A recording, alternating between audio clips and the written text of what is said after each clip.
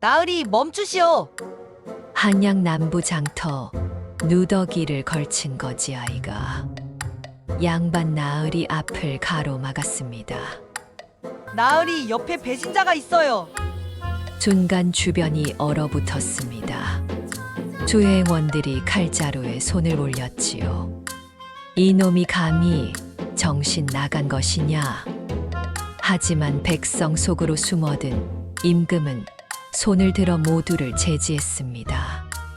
그리고 떨리는 아이를 똑바로 바라보았지요. 아이의 눈빛에는 거짓이 없었습니다. 너는 무엇을 보았느냐? 거지 아이가 본 것은 무엇이었을까요?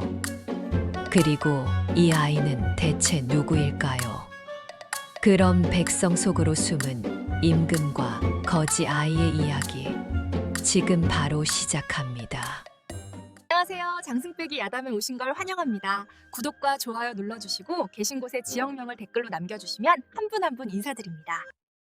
옛날 옛적 영조 임금께서 용상에 앉아 계신 지도 어언 10여 년이 흘렀을 무렵의 일이었습니다.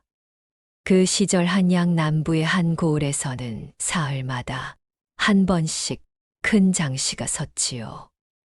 백성들은 그곳에 모여 곡식을 팔고 배를 사고 살아가는 이야기를 나누었습니다.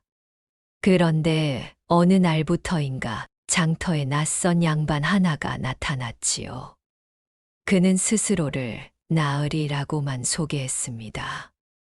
비단 도포는 아니었으나 깨끗한 옷차림에 단정한 몸가짐이었지요. 그러나 무엇보다 그를 특별하게 만든 것은 백성들의 말을 경청하는 태도였습니다. 실은 그 나으리야말로 용상을 떠나 백성 속으로 숨어든 임금이었지요. 궁궐 안에서는 보이지 않던 진짜 민심을 살피고자 몸소 거리로 나선 것이었습니다. 장터 한 구석에는 늘 한 아이가 웅크리고 앉아 있었습니다. 누더기를 걸친 거지 아이였지요. 또래보다 훨씬 왜소한 몸에 얼굴은 때로 뒤덮여 있었으나 유독 눈빛만은 또렷했습니다. 마치 어둠 속에서도 모든 것을 꿰뚫어 보는 듯한 눈이었지요. 아이는 지나가는 사람들에게 손을 내밀었으나 대부분은 외면했습니다. 어떤 이는 혀를 차며 지나갔고 어떤 이는 아예 눈길조차 주지 않았지요. 그럴 때마다 아이는 고개를 더 낮게 숙였습니다. 그러나 아이는 포기하지 않았습니다. 비가 오나 눈이 오나 같은 자리를 지켰지요. 때로는 엿장수가 부스러기를 던져주었고, 때로는 과일 장수가 상한 과일을 내어주었습니다. 그렇게 아이는 하루하루를 연명했지요. 이상한 것은 아이가 유독 장터에 온 나으리 일행만을 유심히 바라본다는 것이었습니다. 다른 백성들에게는 구걸하면서도 그 일행에게만은 다가가지 않았지요. 오히려 멀찍이 떨어져 조용히 관찰하기만 했습니다. 마치 무언가를 경계하듯 무언가를 기다리듯 말이지요. 나으리, 즉 임금의 곁에는 언제나 몇 명의 수행원이 따라다녔습니다.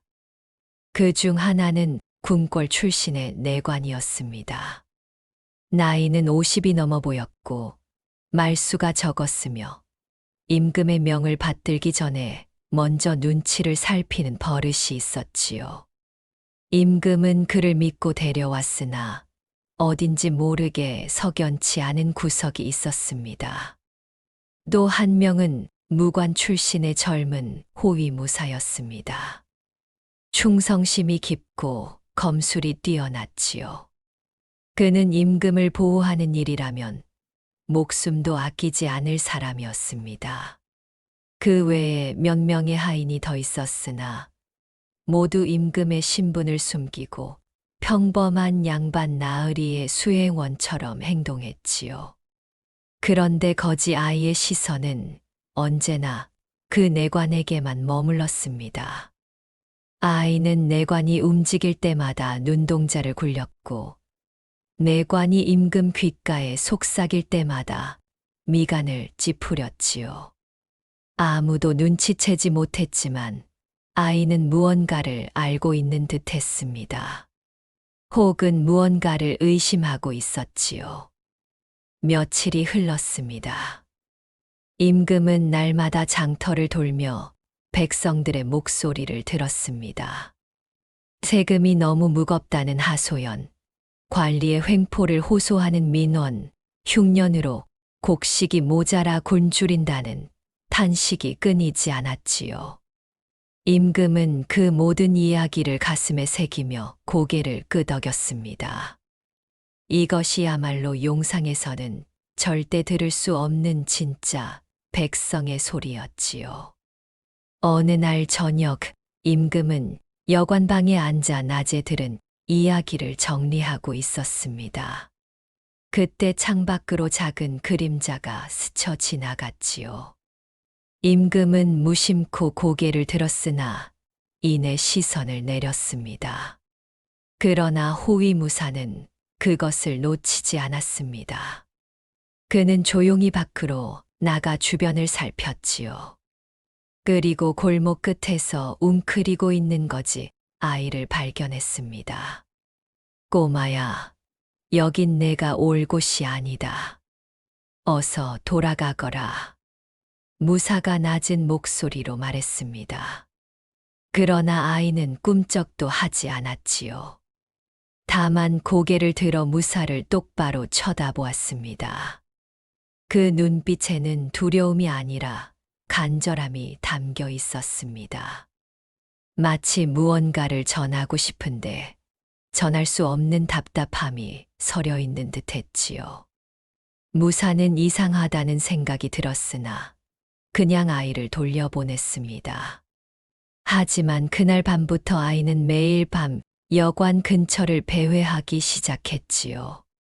무언가가 잘못되어 가고 있었습니다. 사흘째 되는 날 이른 아침이었습니다. 임금은 장터로 나서려던 참이었지요. 내관이 앞서 걸으며 길을 확인하고 호위무사가 뒤를 따랐습니다. 평소와 다를 바 없는 아침이었지요. 그런데 갑자기 누군가가 임금 앞을 가로막았습니다. 나으리, 멈추시오. 목소리의 주인은 바로 그 거지 아이였습니다. 아이는 떨리는 목소리로 외쳤지요. 나으리 옆에 배신자가 있어요. 순간 주변이 얼어붙었습니다. 내관의 얼굴이 굳어졌고 호위무사는 칼자루에 손을 올렸지요.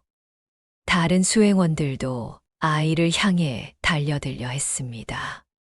이놈이 감히 정신 나간 것이냐. 그러나 임금은 손을 들어 모두를 제지했습니다. 그리고 아이를 똑바로 바라보았지요. 아이는 온몸이 떨리고 있었습니다. 하지만 눈빛만큼은 흔들리지 않았지요. 임금은 그 눈빛 속에서 무언가를 보았습니다. 그것은 거짓이 아니었습니다. 진심이었지요. 너는 무엇을 보았느냐? 임금이 조용히 물었습니다. 아이는 입술을 깨물며 내관을 가리켰지요. 저 어른이 밤마다 누군가를 만나요. 그 말에 내관의 얼굴이 하얗게 질렸습니다. 수행원들은 아이를 당장 쫓아내려 했습니다. 터무니없는 헛소리입니다. 거지 아이 주제에 어른을 모함하다니. 내관은 녹이 띈 얼굴로 소리쳤지요. 호위무사조차 아이의 말을 믿기 어렵다는 표정이었습니다. 그러나 임금은 달랐습니다. 그는 오랜 세월 수많은 사람을 보아왔지요. 거짓을 말하는 자의 눈과 진실을 말하는 자의 눈이 얼마나 다른지 알고 있었습니다. 아이를 데려오너라. 임금의 명예 수행원들은 당황했지요. 그러나 감히 거역할 수는 없었습니다. 아이는 여관방으로 끌려왔습니다. 아니, 오히려 스스로 따라왔다고 해야 옳을 것입니다.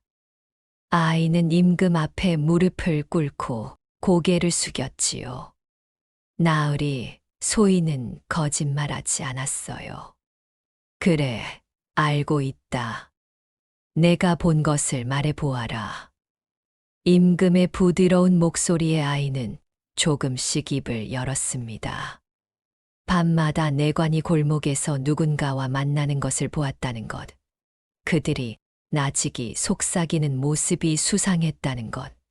그리고 그 만남이 점점 잦아진다는 것을 말이지요. 임금은 고개를 끄덕이며 들었습니다.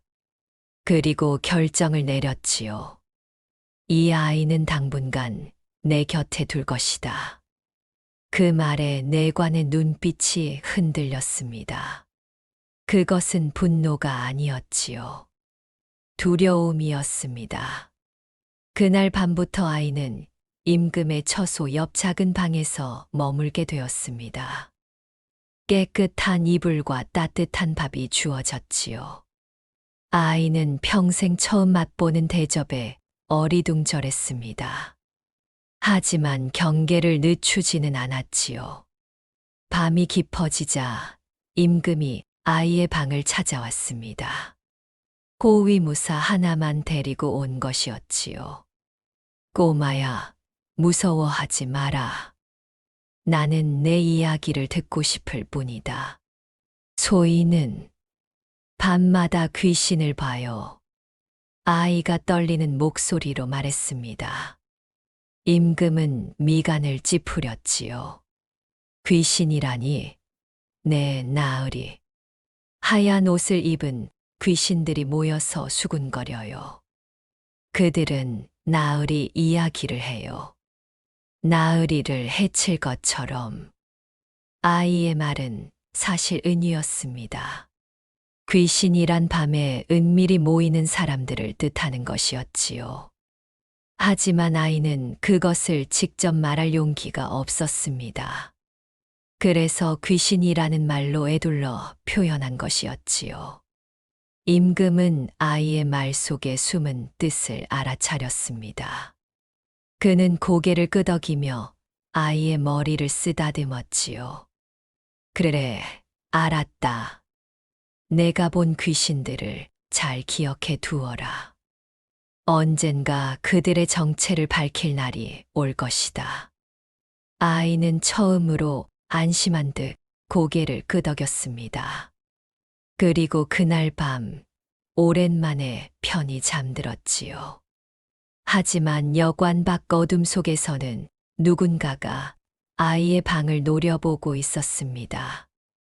이튿날 아침 아이는 장터에 심부름을 나갔습니다. 호위무사가 함께 가려 했으나 아이는 혼자 가겠다고 고집을 부렸지요. 사실 아이에게는 확인하고 싶은 것이 있었습니다. 장터에 도착한 아이는 평소 자신이 앉아 있던 자리로 갔습니다. 그곳에는 다른 거지 아이 하나가 앉아 있었지요. 너 누구야? 형님이 보냈어. 너한테 전할 말이 있대. 아이의 얼굴이 굳어졌습니다. 형님이라니 거지 무리를 이끄는 우두머리를 말하는 것이었지요. 무슨 말, 입 다물고 있으면 목숨은 살려준대. 하지만 계속 떠들고 다니면 너도 알지, 협박이었습니다. 아이는 주먹을 꽉 쥐었지요. 하지만 겉으로는 고개를 끄덕였습니다. 알았어. 아무 말도 안 할게. 거짓이었습니다. 아이는 순종하는 척하며 진짜 적이 누구인지 가늠하고 있었지요. 여관으로 돌아온 아이는 임금에게 아무 말도 하지 않았습니다. 아직은 때가 아니었지요. 더 많은 것을 알아내야 했습니다.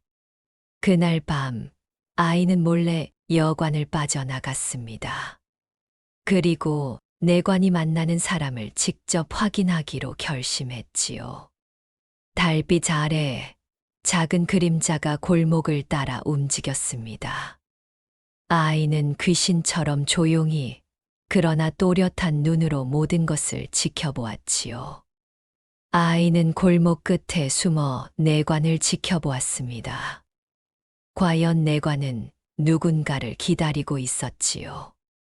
잠시 후 검은 갓을 쓴 남자가 나타났습니다. 둘은 나지막이 속삭이기 시작했지요. 상감마마의 행차는 순조롭습니까? 그렇소. 아직 아무도 눈치채지 못했소. 좋소. 그럼 약속한 대로 닷새 후. 그 순간 아이는 깨달았습니다. 내관이 배신자라는 것을요. 그러나 더 놀라운 것은 그 다음이었습니다. 검은 갓을 쓴 남자가 떠나자 또 다른 사람이 나타났습니다. 이번에는 관복을 입은 사람이었지요. 내관은 그에게도 고개를 숙이며 보고했습니다. 대감마님, 모든 것이 순조롭습니다. 아이는 숨이 막혔습니다. 배신자는 한 명이 아니었지요. 내관은 단지 심부름꾼에 불과했습니다. 진짜 배후는 궁궐 안 높은 자리에 있는 대신이었지요. 더 심각한 것은 그들의 대화 내용이었습니다. 닷새 후라는 말은 무엇을 의미하는 걸까요? 임금을 해칠 계획이 분명했습니다. 아이는 급히 여관으로 돌아가려 했습니다. 그런데 그때 뒤에서 손이 아이의 입을 막았지요. 꼬마, 너 지금 뭘 본 거냐? 거지 무리의 우두머리였습니다. 아이는 발버둥을 쳤으나 소용없었지요. 조용히 하지 않으면 죽는다. 아이는 눈을 감았습니다. 그리고 있는 힘껏 우두머리에 손을 깨물었지요. 악, 비명과 함께 아이는 달아났습니다. 골목을 빠져나가 여관으로 임금에게로 달려갔지요. 아이는 숨을 헐떡이며 임금의 방문을 두드렸습니다.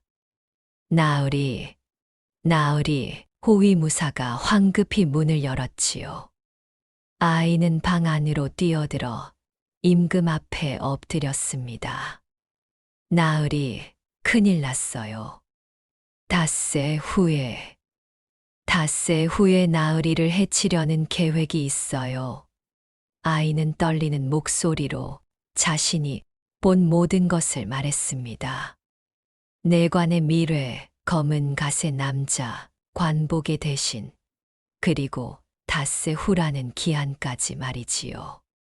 임금은 조용히 듣고 있었습니다.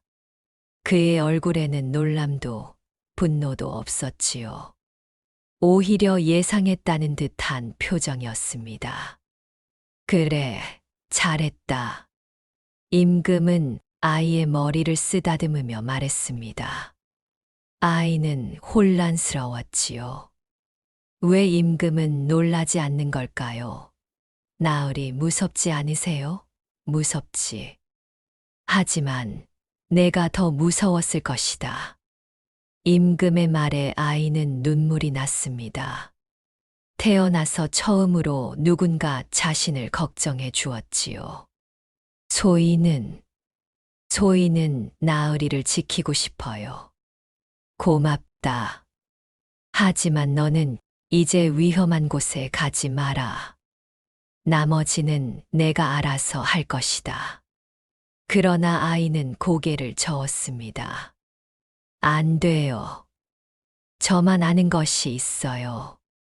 저는 그들의 얼굴을 봤어요. 목소리도 들었어요. 나으리 혼자서는 알 수 없는 것들이에요. 임금은 한참 동안 아이를 바라보았습니다. 그리고 한숨을 쉬며 말했지요. 그래, 알았다. 하지만 약속해라. 절대 무리하지 말 것을. 네, 나으리. 그날 밤 두 사람 사이에는 말로 표현할 수 없는 유대가 생겨났습니다.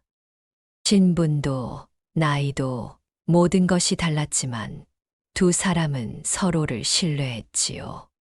임금은 아이에게서 백성의 진심을 보았고, 아이는 임금에게서 처음으로 어른다운 어른을 만났습니다. 하지만 임금의 마음 속에는 자책도 있었습니다. 어린아이를 이토록 위험한 곳에 끌어들인 것이 과연 옳은 일인가 하는 회의가 들었지요. 그러나 이미 일은 시작되었고 돌이킬 수는 없었습니다. 이튿날 밤 위기가 찾아왔습니다.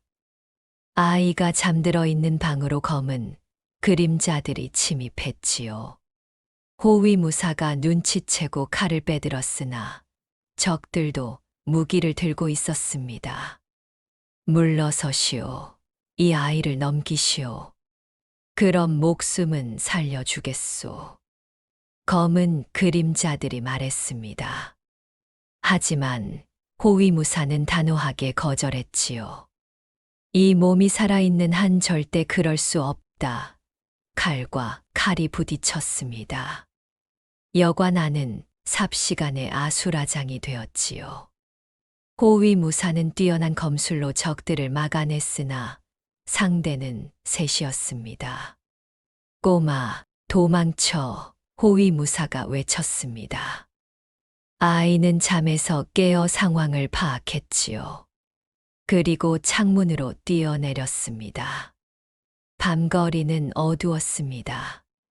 아이는 필사적으로 달렸지요. 뒤에서 발소리가 쫓아왔습니다. 저놈 잡아라. 아이는 골목을 빠져나가 장터로 다시 산으로 향했습니다. 평소 거지 생활을 하며 익혔던 도망 기술이 유용하게 쓰였지요. 하지만 아이는 어린아이였습니다. 얼마 달리지 못해 숨이 찼고 결국 산 중턱에서 발이 걸려 넘어지고 말았지요. 이제 끝이다. 검은 그림자가 다가왔습니다. 아이는 눈을 감았지요. 그런데 그때 화살 하나가 날아와 그림자의 어깨를 꿰뚫었습니다. 물러서라. 임금이었습니다. 임금은 직접 활을 들고 달려온 것이었지요. 뒤에는 다른 호위무사들도 따라왔습니다. 검은 그림자들은 황급히 도망쳤습니다. 임금은 쓰러진 아이를 안아 올렸지요. 괜찮으냐? 아이는 고개를 끄덕였으나 이내 의식을 잃었습니다. 달리다 지친 것이었지요. 여관으로 돌아온 임금은 부상당한 호위무사를 보았습니다. 무사는 적의 칼에 어깨를 크게 베었지만 아이를 지키기 위해 끝까지 싸웠던 것이었지요. 고생했다. 송구합니다. 나으리. 임금은 깨달았습니다. 이제 더 이상 방어만 해서는 안 된다는 것을 말이지요. 공격으로 전환해야 할 때였습니다. 사흘이 흘렀습니다. 아이는 몸을 추스르고 다시 정신을 차렸지요. 임금은 그동안 아이를 지키며 많은 생각을 했습니다. 그리고 한 가지 의문이 들었지요. 꼬마야, 너는 정말 그저 거지 아이일 뿐이냐? 아이는 고개를 들었습니다. 임금의 눈빛이 심상치 않았지요. 네, 나으리. 그럼 내가 품고 있던 이것은 무엇이냐? 임금이 내민 것은 낡은 호패였습니다. 아이가 쓰러졌을 때 품에서 떨어진 것이었지요. 아이의 얼굴이 하얗게 질렸습니다. 그것은 아이가 평생 숨겨온 비밀이었습니다. 이것은 이 호패에 새겨진 이름을 나는 안다. 이는 10년 전 영모로 몰려 처형당한 충신의 이름이다. 임금의 말에 아이는 눈물을 흘렸습니다. 더 이상 숨길 수 없었지요. 그분은 소인의 할아버지였어요. 방 안이 조용해졌습니다. 임금은 고개를 끄덕이며 말했지요. 그래, 알고 있었다. 내 눈빛이 그분과 닮았더구나. 10년 전 궁중에서 영모 사건이 일어났습니다. 임금을 패하고 다른 왕자를 옹립하려 했다는 혐의였지요. 주동자로 지목된 것은 바로 아이의 할아버지였습니다. 그는 삼정승의 한 사람이었고 충성스러운 신하였지요. 그러나 어느 날 갑자기 영모의 증거가 발견되었고 그는 국문을 받다 옥사했습니다. 그의 가문은 멸문되었고 재산은 몰수되었지요. 다만 당시 5살이었던 손자 하나만이 몸종의 도움으로 궁을 빠져나가 목숨을 건졌습니다. 그 아이가 바로 지금의 거지 아이였지요. 할아버지는 억울하게 죽으셨어요. 아이가 떨리는 목소리로 말했습니다. 그날 밤 소인은 봤어요. 할아버지를 모함한 사람들이 몰래 모여 웃는 것을요. 그들은 할아버지를 제거하기 위해 거짓 증거를 만들었어요. 그 사람들이 누구냐? 소인은 얼굴은 못 봤어요. 하지만 목소리는 기억해요. 그리고 그 목소리 중 하나를 소인은 다시 들었어요. 아이가 고개를 들어 임금을 똑바로 바라보았습니다. 바로 저 내관의 목소리예요. 임금은 깊은 한숨을 쉬었습니다. 모든 것이 연결되었지요. 10년 전의 영모 사건, 내관의 배신, 그리고 지금의 음모까지 말입니다. 네, 할아버지는 결백했다. 나도 그것을 의심했지만 증거가 없었다. 그래서 나는 이렇게 몸소 나선 것이다. 임금은 아이의 어깨에 손을 얹었습니다. 너는 단순한 증인이 아니다. 너는 진실을 밝힐 열쇠다. 아이의 눈에서 눈물이 멈추었습니다. 그리고 그 자리에 결의가 차올랐지요. 이제 아이는 더 이상 도망치지 않기로 했습니다. 할아버지의 누명을 벗기고 진짜 역적들을 밝혀내기로 결심했지요. 그날 밤 아이는 혼자 방에 앉아 생각에 잠겼습니다. 지난 10년의 세월이 주마등처럼 스쳐 지나갔지요. 할아버지가 끌려가던 날, 온 집안이 관군에 의해 짓밟히던 날, 홀로 거리에 버려져 떨던 그 추운 밤들까지 말입니다. 아이는 울고 싶었습니다. 하지만 울지 않기로 했지요. 눈물로는 아무것도 바꿀 수 없다는 것을 알았기 때문이었습니다. 할아버지, 이제 손자가 할아버지의 이름을 되찾아 드리겠어요. 아이는 작은 목소리로 중얼거렸습니다. 그리고 마음을 굳게 먹었지요. 다음 날 아침, 아이는 임금을 찾아갔습니다. 나으리, 소인이 도울 일을 말씀해 주세요. 내가 할 일은 안전한 곳에 숨어 있는 것이다. 아니요. 소인은 싸우고 싶어요. 그들이 두려워하는 것은 소인이 아는 진실이에요. 그렇다면 소인이 나서야 해요. 아이의 눈빛은 확고했습니다. 임금은 한참을 아이를 바라보다가 고개를 끄덕였지요. 좋다. 하지만 내가 해야 할 일은 싸우는 것이 아니다. 증거를 모으는 것이다. 증거요? 그렇다. 내관의 미래 장소, 만나는 사람들의 얼굴, 그들이 나누는 대화까지. 모든 것을 기록해야 한다. 임금은 아이에게 작은 책자를 건넸습니다. 글을 아느냐? 조금은. 할아버지께서 가르쳐 주셨어요. 그럼 이 책에 내가 보고 들은 모든 것을 적어라. 그것이 가장 강력한 무기가 될 것이다. 아이는 책자를 꼭 쥐었습니다. 이제 아이에게는 명확한 목표가 생겼지요. 그날부터 아이는 밤마다 거리로 나갔습니다. 다시 누더기를 걸치고 거지로 변장한 아이는 아무도 의심하지 않았지요. 아이는 내관의 움직임을 추적했습니다. 그가 만나는 사람들을 지켜보았고 그들이 나누는 대화를 엿들었지요. 그리고 모든 것을 빠짐없이 책자에 적어 나갔습니다. 날짜, 시간, 장소, 사람의 특징, 대화 내용까지. 아이의 손끝에서 증거가 쌓여갔지요. 아이는 더 이상 무서워하지 않았습니다. 오히려 자신이 해야 할 일에 대한 책임감이 두려움을 이겼습니다. 보름이 지났습니다. 아이는 임금에게 가득 채워진 책자를 바쳤지요. 임금은 한 장 한 장 넘기며 고개를 끄덕였습니다. 잘했다. 이제 모든 퍼즐이 맞춰지는구나. 나으리, 그런데 한 가지 궁금한 것이 있어요.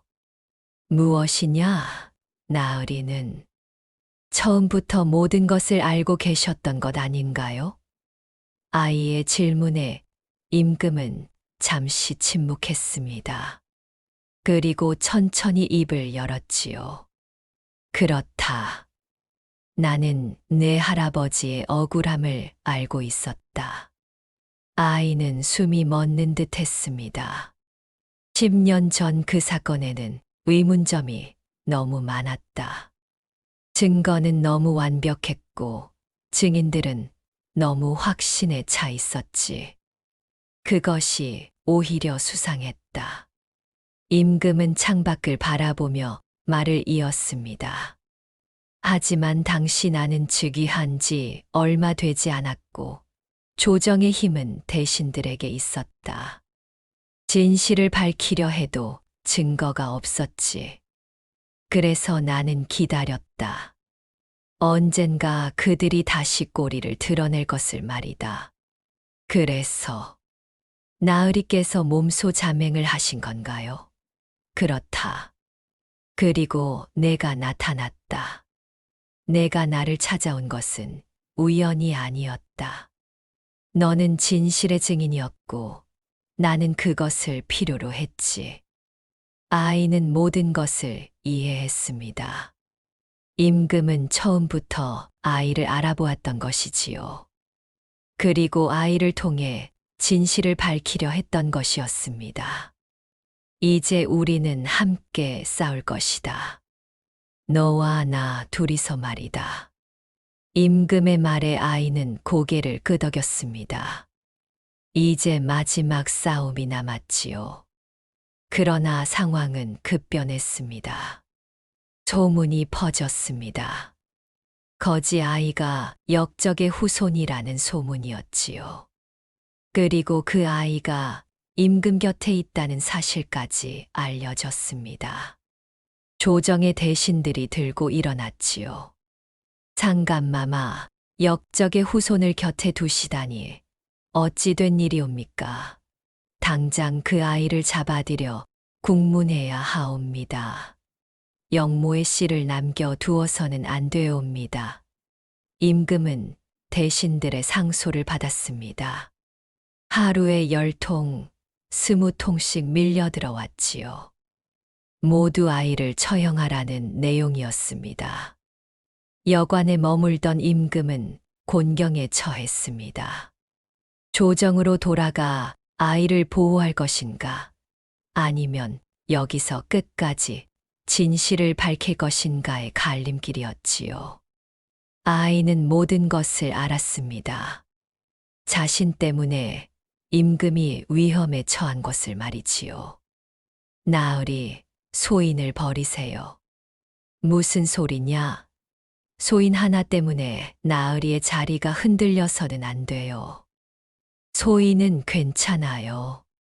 원래 거지였으니까 다시 거지가 되어도 상관없어요. 아이는 웃으며 말했지만 눈가에는 눈물이 맺혀 있었습니다. 임금은 아이를 꼭 안아주었지요. 절대 그럴 수 없다. 너를 버리는 것은 진실을 버리는 것이고 정의를 버리는 것이다. 그것은 임금으로서 절대 해서는 안 될 일이다. 하지만 걱정 마라. 내게는 계획이 있다. 임금의 눈빛이 결연했습니다. 그는 이미 모든 것을 준비해 두었지요. 다음 날, 임금은 조정으로 돌아가겠다고 선언했습니다. 그리고 아이도 함께 데려가기로 했지요. 대신들은 환영했습니다. 아이를 처형할 기회라고 생각했으니까요. 하지만 그들은 몰랐습니다. 임금이 준비한 것이 무엇인지를 말이지요. 한양으로 돌아오는 길은 무겁고 긴장감이 흘렀습니다. 아이는 수레 안에서 떨고 있었지요. 임금은 아이의 손을 꼭 잡아 주었습니다. 두려우냐? 네, 나으리. 나도 두렵다. 하지만 두려움보다 강한 것이 있다. 그것은 바로 정의에 대한 믿음이다. 궁궐에 도착하자 대신들이 임금을 맞이했습니다. 그들의 얼굴에는 승리의 미소가 어려 있었지요. 상감마마, 역적의 후손을 데려오셨사옵니까? 그렇다. 그리고 오늘 이 자리에서 모든 진실을 밝힐 것이다. 대신들의 얼굴이 굳어졌습니다. 진실이라니 무슨 말씀이옵니까? 10년 전 영무 사건의 진실 말이다. 임금은 단호하게 말했습니다. 그리고 조정 전체에 명령을 내렸지요. 내일 조회 때 10년 전 사건과 관련된 모든 기록을 가져오라. 그리고 당시 국문에 참여한 모든 관리를 소집하라. 대신들은 당황했습니다. 하지만 임금의 명을 거역할 수는 없었지요. 임금은 정치적 고립을 각오하고 결단을 내린 것이었습니다. 다음 날 대전에는 조정의 모든 대신이 모였습니다. 임금이 용상에 앉았고 그 앞에는 아이가 무릎을 꿇고 있었지요. 주변에는 호위무사들이 둘러싸고 있었습니다. 오늘 짐이 이 자리를 마련한 것은 10년 전의 억울함을 풀기 위함이다. 임금의 말에 대신 하나가 나섰습니다. 바로 그 배후로 지목된 대신이었지요. 상감마마, 역적의 일은 이미 끝난 일이옵니다. 다시 들추는 것은 옳지 않사옵니다. 끝난 일이 아니다. 거짓으로 꾸며진 일이었다. 임금은 아이에게 눈짓했습니다. 아이는 떨리는 손으로 책자를 펼쳤지요. 이것은 지난 한 달간 기록한 증거들이다. 내관과 대신들의 밀회, 그들의 대화, 그리고 그들이 나눈 계획까지 모두 담겨 있다. 아이는 떨리는 목소리로 읽기 시작했습니다. 열흘 전 자시 골목에서 내관과 검은 갓의 남자가 만났습니다. 그들은 상감마마의 자맹을 방해할 계획을 세웠습니다. 이래 전축 시 관복을 입은 대감이 내관에게 돈주머니를 건넸습니다. 그리고 말했지요. 일이 끝나면 더 줄 것이다라고. 하나하나 읽어 갈수록 대신들의 얼굴이 하얗게 질렸습니다. 이것은 거짓이옵니다. 거지 아이의 헛소리를 어찌 믿으시옵니까? 배후 대신이 소리쳤지요. 그러나 임금은 또 다른 증거를 제시했습니다. 그렇다면 이것은 어떻게 설명하겠느냐? 임금이 내민 것은 10년 전 영무 사건의 기록이었습니다. 그리고 그 옆에는 최근의 미래 기록이 놓여 있었지요. 필체가 같다. 10년 전 영무의 증거를 만든 자와 최근 밀서를 작성한 자가 동일이니다. 대전이 술렁였습니다. 대신들도 눈치를 챘지요. 게다가 이 아이는 10년 전 그날 밤을 목격했다. 내 할아버지를 모함한 자들의 목소리를 기억한다. 임금은 아이에게 물었습니다. 이 대전에 그 목소리의 주인이 있느냐? 아이는 고개를 들어 대신들을 둘러보았습니다. 그리고 손가락으로 가리켰지요. 저기, 저 대감이에요. 배후 대신이었습니다. 그리고 저 대감도요. 또 다른 대신이 지목되었습니다. 아니옵니다. 이것은 누명이옵니다.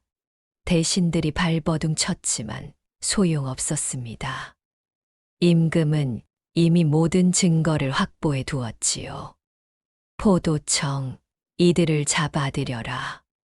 명이 떨어졌고 배신자들은 끌려갔습니다. 대전은 숙연해졌습니다. 모두가 임금의 결단에 숙연해졌지요. 10년 전 충신을 역적으로 몰아 죽인 것은 이들이었다. 그들은 권력을 탐했고 충신을 제거하고자 역모를 꾸몄다. 진짜 역적은 그들이었다. 임금의 선언에 아이는 눈물을 흘렸습니다. 드디어 할아버지의 누명이 벗겨지는 순간이었지요. 다음 날 포도청에서 국문이 시작되었습니다. 배신자들은 처음에는 부인했으나 증거가 쌓이자 결국 모든 것을 자백했지요. 10년 전 그들은 권력을 독차지하기 위해 충신을 제거하려 했습니다. 충신은 백성을 생각하는 청렴한 대신이었고 그들의 비리를 막는 장애물이었지요. 그래서 그들은 역모를 꾸며 충신을 모함했습니다. 거짓 증거를 만들고 거짓 증인을 매수하고 심지어 임금까지 속였지요. 충신은 억울하게 죽었고 그의 가문은 멸문되었습니다. 다만 어린 손자 하나만이 살아남았는데 그들은 그 아이마저 찾아 죽이려 했지요. 그러나 아이는 거지로 숨어 살며 모든 것을 지켜보고 있었습니다. 소인이 본 귀신은 바로 당신들이었어요. 아이가 감옥 창살 너머로 말했습니다. 밤마다 모여 속삭이는 모습이 귀신 같았지요. 그래서 소인은 귀신이라고 했던 거예요. 배신자들은 고개를 떨구었습니다. 조정에서는 충신의 명예를 회복하는 조치가 내려졌습니다. 몰수되었던 재산이 돌아왔고 관직도 복원되었지요. 무엇보다 역적이라는 오명이 벗겨졌습니다. 임금은 아이를 불러 말했습니다.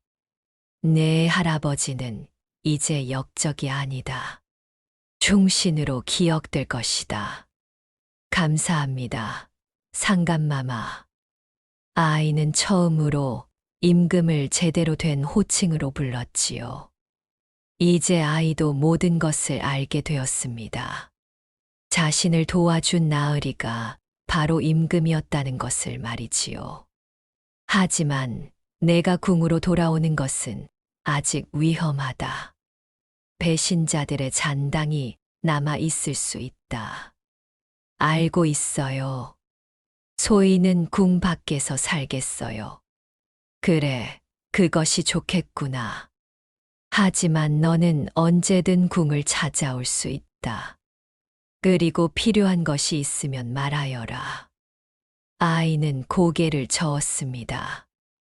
아니요. 소인에게는 이미 충분합니다. 할아버지의 명예를 되찾았으니까요. 임금은 아이의 머리를 쓰다듬었습니다. 그리고 작은 주머니를 건넸지요. 이것은 내 할아버지의 것이다. 잘 간직하여라. 주머니 안에는 할아버지의 관인과 옥패가 들어 있었습니다. 아이는 주머니를 꼭 쥐고 눈물을 흘렸지요. 한 달이 지났습니다. 조정은 새롭게 정비되었습니다. 배신자들은 처형되었고 그들과 연루된 자들도 모두 파직되었지요. 임금은 청렴하고 충성스러운 신하들로 조정을 채웠습니다. 백성들 사이에서는 아이의 이야기가 전설처럼 퍼졌습니다. 거지 아이가 임금을 구하고 역적을 밝혀냈다는 이야기였지요. 사람들은 그 아이를 영웅으로 칭송했습니다.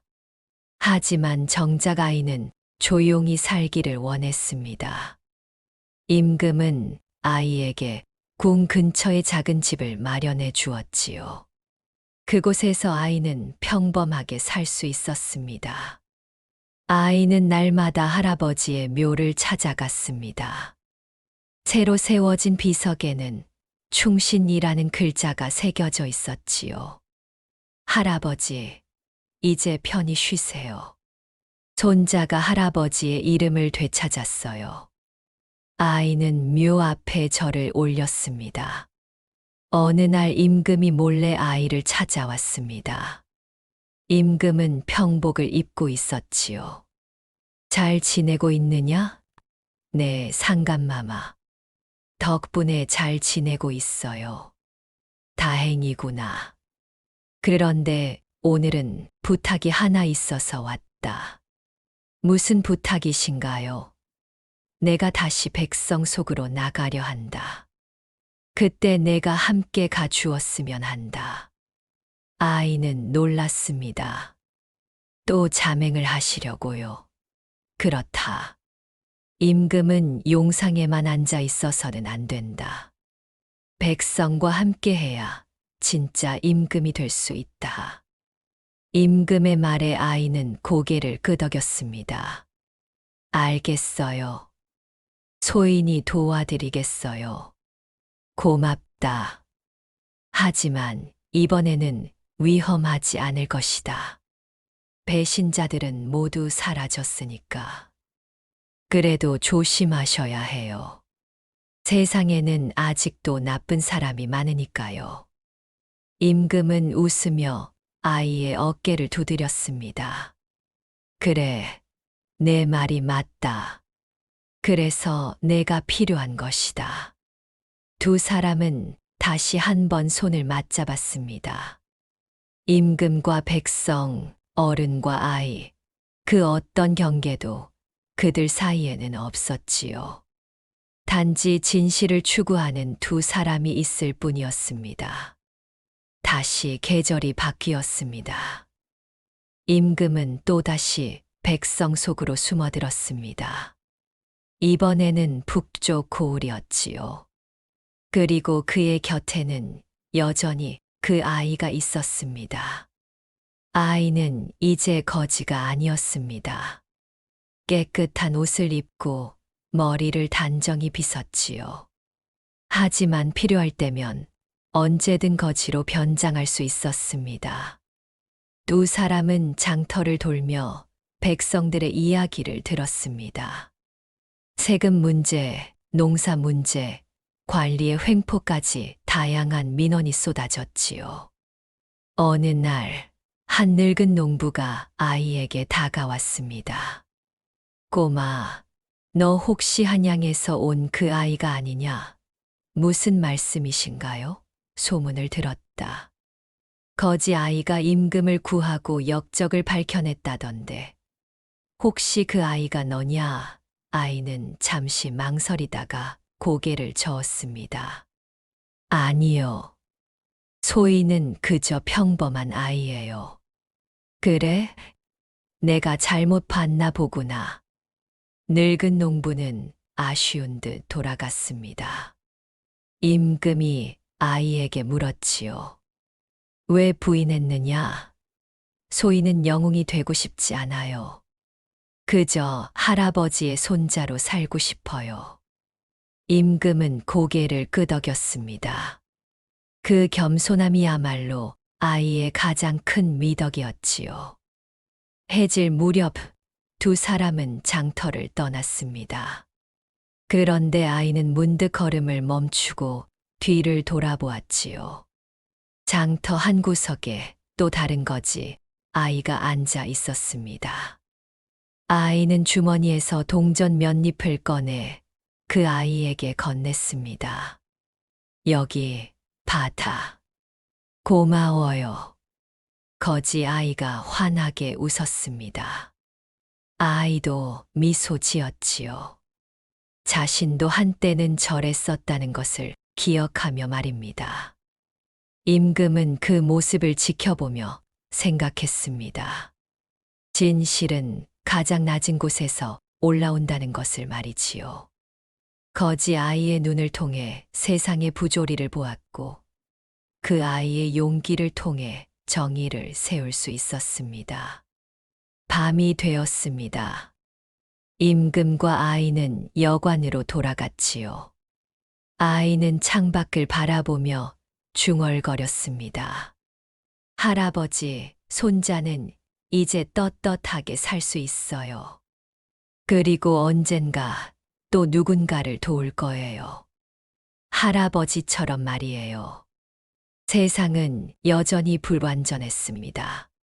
아직도 부조리가 남아 있었고, 약한 자들이 억울함을 당하고 있었지요. 하지만 이제는 달랐습니다. 임금은 용상에만 머물지 않았고, 백성들의 목소리에 귀 기울였습니다. 그리고 그 곁에는 언제나 진실을 지키는 작은 증인이 있었지요. 훗날 사람들은 이 이야기를 전하며 말했습니다. 진정한 힘은 높은 곳이 아니라 낮은 곳에 있다.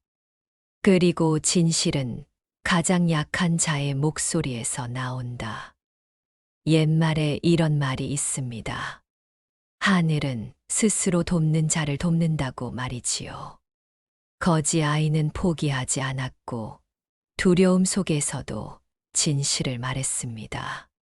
그 용기가 마침내 세상을 바꾸었지요. 여러분도 기억하십시오. 아무리 약하고 작은 존재라도 진실을 말하는 용기가 있다면 세상을 바꿀 수 있다는 것을 말입니다. 다음 영상을 빠르게 만나보시려면 좋아요와 구독을 눌러주세요. 그럼 더 재미있는 영상으로 찾아뵙겠습니다. 모두 행복한 하루 보내세요.